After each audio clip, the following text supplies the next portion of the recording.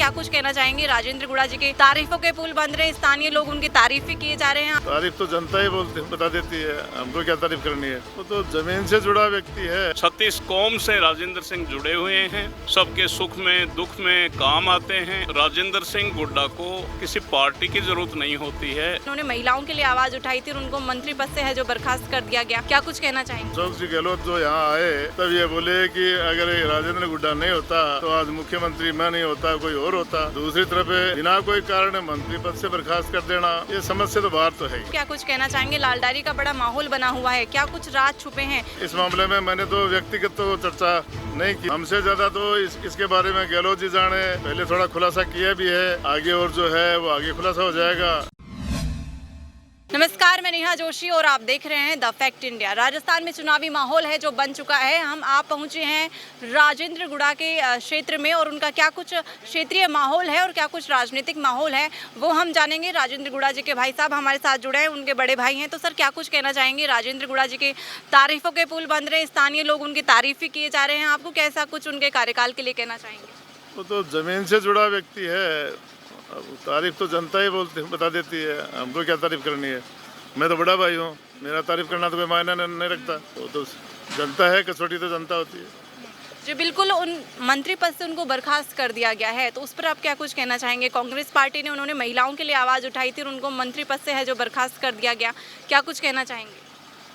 असल में तो जिसने बर्खास्त किया है उसको जवाब देना चाहिए, लेकिन अब आप हमसे पूछ रहे हैं तो ये तो बास्त्रीय तो है। एक तरफ तो सीएम साहब अशोक जी गहलोत जो यहाँ आए तब ये बोले कि अगर राजेंद्र गुड्डा नहीं होता तो आज मुख्यमंत्री मैं नहीं होता, कोई और होता।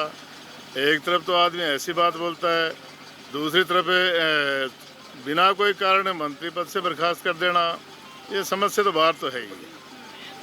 लाल डायरी का बड़ा माहौल बना था, कह रहे हैं कि लाल डायरी में गहलोत साहब के जो काले कारनामे हैं वो जुड़े हुए हैं, तो इस पर आप क्या कुछ कहना चाहेंगे? लाल डायरी का बड़ा माहौल बना हुआ है, क्या कुछ राज छुपे हैं? क्या पारिवारिक मुद्दे में उन्होंने कभी जिक्र किया, क्या कुछ बातचीत? इन ऐसे मुद्दों पर हमें परिवार में तो बात करते नहीं। अब जो भी है पहले थोड़ा खुलासा किया भी है, आगे और जो है वो आगे खुलासा हो जाएगा। और हमसे ज़्यादा तो इसके बारे में गहलोत जी जाने, उनके जो पीएस वगैरह हैं या पीए जो धर्मेंद्र राठौड़ वगैरह हैं वो जानते हैं। हमने तो जो थोड़ा खुलासा हुआ वो देखा है। डाइटिंग जो है धर्मेंद्र जी राठौड़ की थी, और आगे अब क्या होता है वो जब सामने आएगा पता पड़ जाएगा। इस मामले में मैंने तो व्यक्तिगत तो चर्चा नहीं की मंत्री से। जी बिल्कुल, हमारे साथ और भी स्थानीय लोग जुड़े हैं, उनसे क्या कुछ माहौल है इस बार राजेंद्र सिंह गुड़ा के क्षेत्र में वो हम जानेंगे। सर क्या कुछ कहना है? इस बार राजेंद्र गुड़ा जी के लिए बड़ी मुसीबत है जो बन चुकी है, मंत्री पद से उनको बर्खास्त कर दिया गया है, लेकिन क्षेत्र से वो जुड़े हुए हैं, तो क्या कुछ कहना चाहेंगे? देखिए, मेरा नाम एडवोकेट गोकुल सिंह शेखावत, मैं शुरू से इनका साथी रहा हूँ। और राजेंद्र सिंह गुड्डा को किसी पार्टी की ज़रूरत नहीं होती है। राजेंद्र सिंह गुड्डा अपने आप में एक चेहरा हैं, सेलिब्रिटी हैं। तो यहाँ की जनता से 36 कौम से राजेंद्र सिंह जुड़े हुए हैं, सबके सुख में दुख में काम आते हैं। और बुज़ुर्ग लोग उनको बेटे की तरह से प्यार करते हैं, और जवान लोग तो उनका नाम सुनते ही उनमें एक उमंग आ जाती है, जोश आ जाती है। तो ये इनका चौथा चुनाव होगा। पहला शुरू में इन्होंने अपने भाई रणवीर सिंह को चुनाव लड़ाया, जिताया, और उस समय बड़े दिग्गज नेता होते शिवनाथ सिंह जी, जिन्होंने के बिरला को हराया था, उसको 22 वर्ष के लड़के रणवीर सिंह ने को चुनाव लड़ा करके इन्होंने चुनाव जिताया। उसके बाद में आप 13 में 8 में विधायक बने। फिर उस समय भी गहलोत साहब को सरकार अल्पमत में थी। 6 बीएसपी के विधायकों को इन्होंने लेकर के अल्पमत की सरकार को बहुमत की सरकार की अस्थायित्व दिया। और इस बार भी सरकार अल्पमत में थी। राजेंद्र सिंह जी ने अपने 6 विधायक साथियों को सरकार को समर्थन दे करके राजस्थान के हित में, हमारे क्षेत्र उदयपुर वाटी के हित में इन्होंने निर्णय लिया।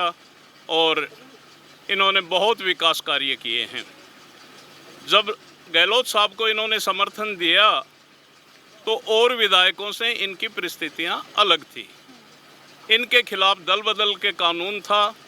हरीश साल्वे जो भारत के नहीं विश्व के जाने माने वकील हैं, अंतर्राष्ट्रीय वकील हैं, वो इनको दल बदल कानून के तहत इनकी सदस्यता रद्द कराने के लिए 50 लाख रुपए रोज लेकर के इनके विरुद्ध में केस लड़ रहे थे।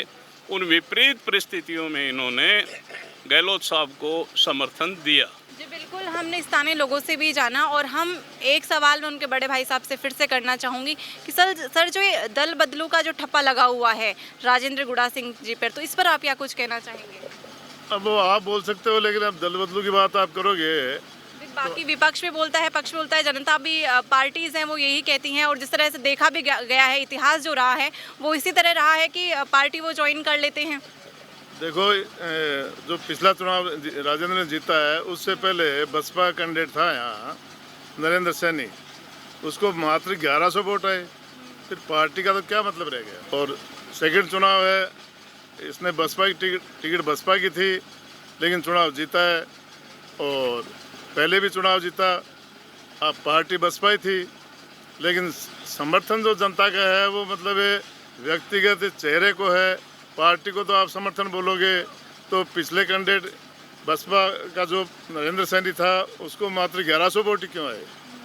पार्टी तो वही बसपा थी ना।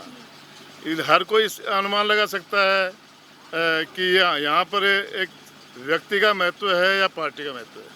जी बिल्कुल, व्यक्तित्व की छवि का यहाँ पे नाम बार बार आ रहा है कि राजेंद्र गुड़ा के व्यक्तित्व के ऊपर यहाँ पे वोट डलते, और क्या कुछ इस बार चुनावी माहौल रहेगा, क्योंकि विधानसभा चुनाव बेहद नज़दीक है, और क्या कुछ माहौल रहेगा, क्या राजेंद्र गुड़ा अपनी जीत रिपीट कर पाएंगे? ऐसी अपडेट्स के लिए बने रहिए द फैक्ट इंडिया के साथ। मैं नेहा जोशी।